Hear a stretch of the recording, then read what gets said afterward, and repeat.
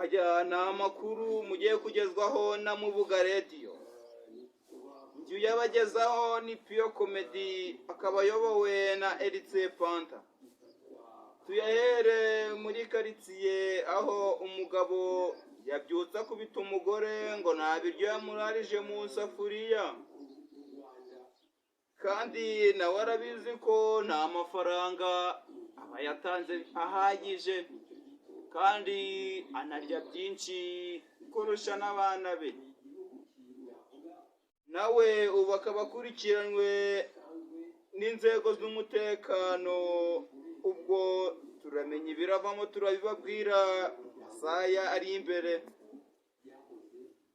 Dukomereje muri karitsiye aho mu kanya gatoya umusaza akubise umuyobozi waho amuziza yuko ari wamusarishije. Ayo makuru akaba tugezeho muri kano kanya tuvugana. Dukomereze mu myidagaduro aho umuhanzi bita Brustata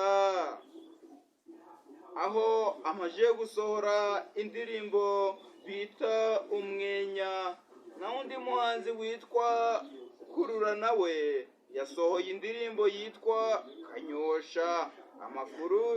Amakuru y'imikino nayo aho ejo bundi ikipe ya APR yatwaye igikombe na ikipe na ya Kiyovu bayihaye amateremusi n'amajage kubera ko ibikombe byayinaniye kuyibigura. Ayo makuru mwayagezwaho nanjye Pio Comedy. Iyi ni Mubuga Radio, naha mukanya.